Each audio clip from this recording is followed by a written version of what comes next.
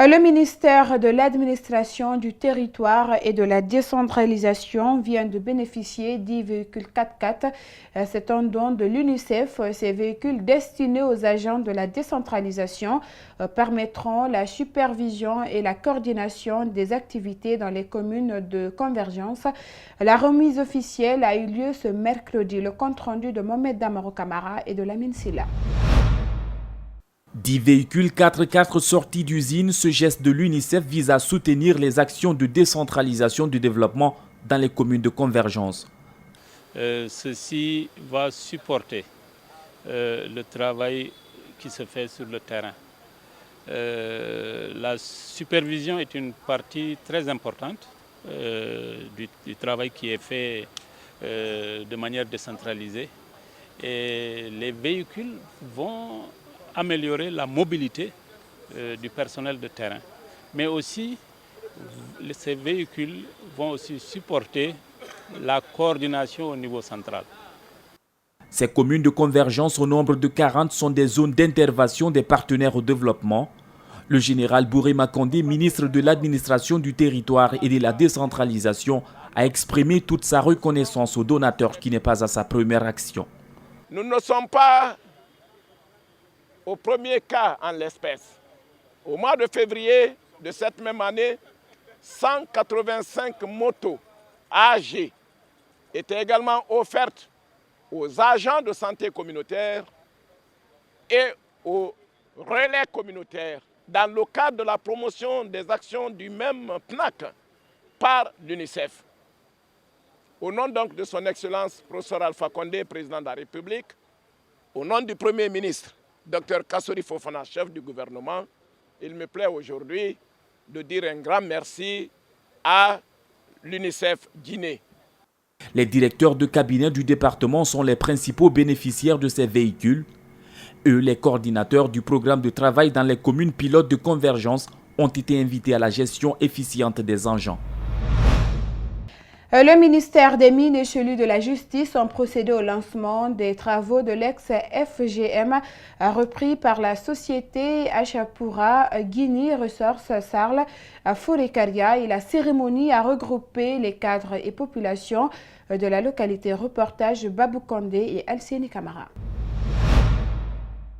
C'est depuis le 8 mai 2014 que les activités ont effectivement cessé sur ce site de la société Fourekaria Guinea Mining déclarée insolvable. Après 5 années de négociations, il vient d'être repris par une autre société qui croit pouvoir se démarquer de la précédente. The project has evolved and passed through the different stages. Ce qui s'est passé avant avec la compagnie qui était là avant, ils ont tiré les leçons de cela, ils ont analysé et ils ont mis une structure en place cette fois-ci pour éviter les dérapages qui ont eu lieu dans l'ancien projet. Donc ils ont une équipe qui est là depuis 2 semaines que la communauté a rencontrée. Donc ils attendaient l'inauguration ou le lancement officiel du projet. 25 millions de dollars, c'est la somme déboursée par cette société de droit indien pour reprendre ce site d'exploitation du minerai de fer ici à Yemboli. Le secrétaire général du ministère des Mines appelle la population à plus de responsabilité dans ces réclamations. Une société qui est là, qui a besoin de produire des résultats, d'avoir des résultats, elle a forcément besoin de compétences. Et ces compétences, si on ne les trouve pas localement, on va les chercher ailleurs. Il n'est pas dit que parce que la société est basée à Fourekaria, à Konta et à Yomboeli et dans toutes les communautés que les emplois sortiront forcément de ces communautés-là. L'autorité préfectorale s'est réjouie de la reprise des activités et promet que ces conseils sont tombés dans de bonnes oreilles. La jeunesse s'engage, les leçons sont tirées. Les 5 années d'absence de cette société sur le terrain a désagréablement affecté notre économie et tout est au ralenti, mais surtout ce qui est beaucoup plus criard, c'est l'emploi pour les jeunes. Avec cette réhabilitation, la société Achapura pourrait passer de 3 600 000 à 10 millions de tonnes d'exportation de minerai de fer d'ici l'année prochaine. Habib Marouane Kamara, animateur et analyste politique, est sous le coup d'une plainte.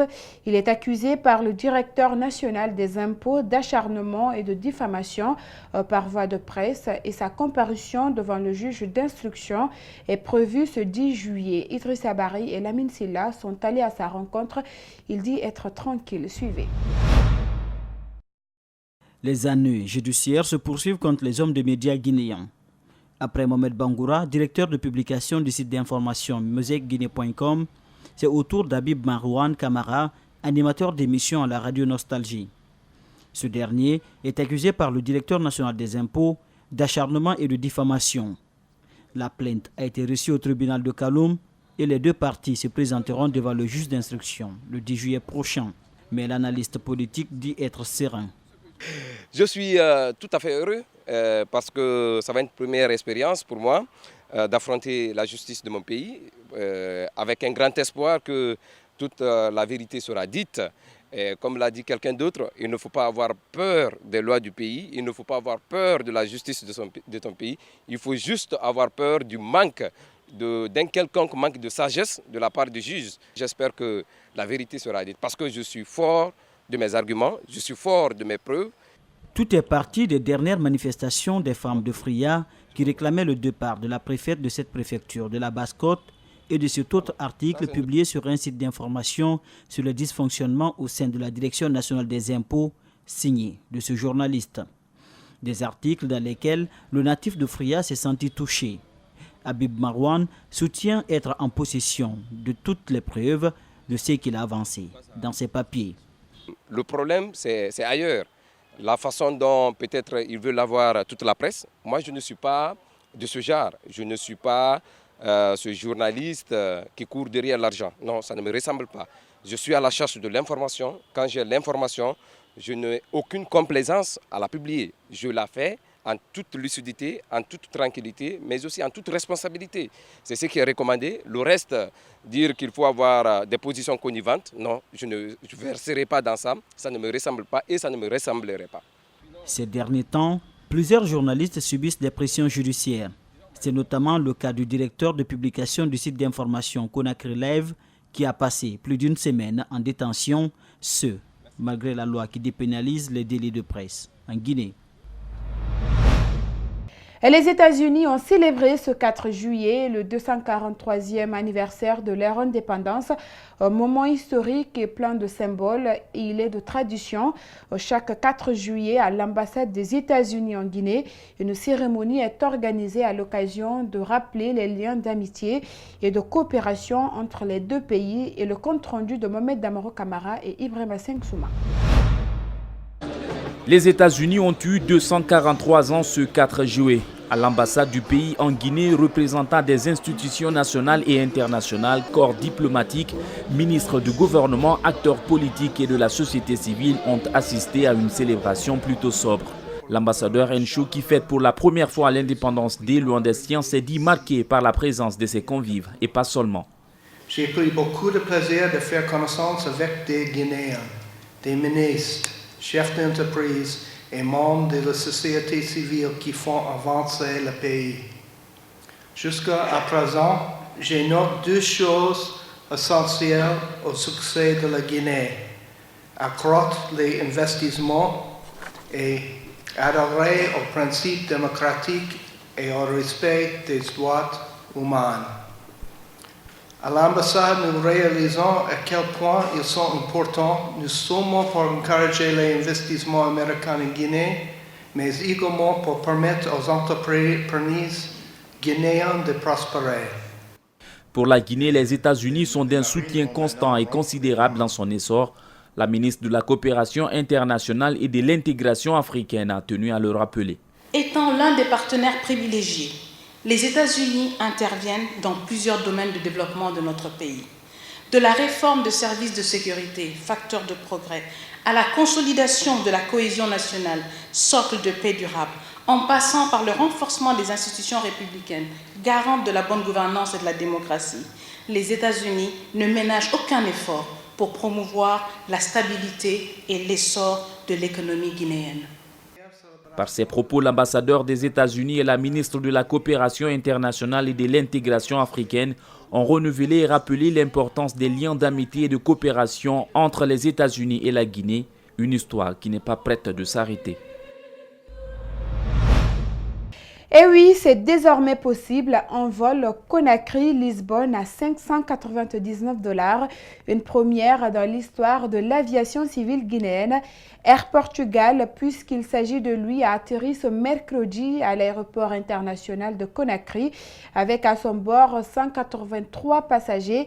Et tenez-vous bien, il va effectuer 3 vols par semaine avec un confort inégal et incomparable. Alcénie Barry et Lamine Silla ont assisté à l'atterrissage de l'avion. Il est 23h10. Le premier vol Air Portugal atterrit sur le tarmac de l'aéroport international de Conakry. À bord, 183 passagers, un temps de vol respecté, la classe, le confort, les prix défiant toute concurrence. Les passagers sont unanimes. On a la meilleure compagnie, le rapport qualité-prix est irréprochable, impeccable. C'est le meilleur vol que la Guinée ait connu. Il est super, il est appréciable. Le vol s'est très bien passé. Le rapport qualité-prix est vraiment imbattable. Il n'y a rien à dire. Tout a été parfait. 3 vols par semaine pour les mercredis, vendredis et dimanches pour 142 destinations dans le monde, notamment en Afrique, en Amérique et en Europe. Conakry-Lisbonne, en un clin d'œil, une première dans l'histoire de l'aviation civile guinéenne. Avant, pour arriver à l'Europe, il faut attendre, il n'y avait pas de réserve. Quand tu pars, c'est surtout les vacances, il n'y a pas de place. Et Air Portugal est là 3 fois par semaine. Tu peux partir dans toutes les agences de voyage. Tu n'as pas besoin de partir à Air Portugal seulement. N'importe quelle agence, tu peux acquérir ton billet. Donc c'est une offre de soulagement pour le peuple de Guinée et pour les opérateurs économiques. Air Portugal couronne à 14 le nombre de compagnies séjournant en Guinée. Une aubaine pour les autorités, décidées d'améliorer la fréquentabilité de l'aéroport international de Conakry. On était descendu un peu moins de 150 000 passagers. Ebola. On est remonté au traditionnel qui était aux environs de 220 à 230. Mais l'année dernière, on a frisé les 500 000 passagers. 565. Voilà, précision en plus. Ce n'est qu'un début. Et très prochainement, vous verrez d'autres choses à l'aéroport de Conakry. Écoutez, nous sommes très satisfaits et très contents de vraiment l'arrivée de Air Portugal en Guinée. Ça prouve que vraiment la Guinée est devenue un pays très fréquentable. Les vols Conakry-Lisbonne sont disponibles à partir de 599 $, aller-retour, toutes taxes comprises. En Afrique, quand j'étais petite, je n'avais que des poupées blanches et c'est bien que des petites africaines puissent jouer avec des poupées africaines. Sourina Diallo, étudiante, en découvrant au Salon international de l'artisanat de Ouagadougou des poupées à la peau noire. C'est la première fois que j'en vois. Afrique noire, poupées blanches, c'était en quelque sorte la règle, mais des artistes et artisans ont commencé à changer la donne. Suivez. Des poupées qui ressemblent enfin aux enfants qui joueront avec. Au Salon international de l'artisanat à Ouagadougou, les poupées africaines contestent l'hégémonie de la blonde aux yeux bleus. Je vois que c'est des belles poupées. Chaque fois on voit les poupées européennes, tout ça. Pour la première fois, je vois ici au Tiao. Je suis contente, je voulais acheter pour des amis. Des poupées pour et par le continent. Les modèles exposés ici sont tous 100% made in Africa. Toutes ces poupées sont faites à base de matériaux qui viennent d'Afrique. Donc, je préférerais conseiller beaucoup bon nombre de personnes à utiliser ces poupées et à consommer tout ce qui est fait de chez nous. Dans son atelier à Ouagadougou, Abibou emploie 6 personnes. Et pour elle, la poupée africaine pourrait connaître le même succès que sa célèbre cousine américaine. La Barbie africaine, pourquoi pas, parce qu'on en a besoin. Bon, les Barbies blanches, on les aime toujours, mais c'est quand la poupée elle est comme ça, elle te ressemble plus et tu l'habilles comme toi, tu la tresses comme toi parce que tu as des cheveux crépus comme ça. Et voilà quoi, tu te réfères tout de suite à cette poupée. Florissante jusqu'à récemment, son entreprise connaît aujourd'hui une baisse des commandes. En cause, la situation sécuritaire au Burkina Faso et l'attentat qui y a fait 30 morts en 2016. Mais Abibou reste confiante, car pour elle, en Afrique ou ailleurs, les enfants du monde auront toujours besoin de jouer à la poupée.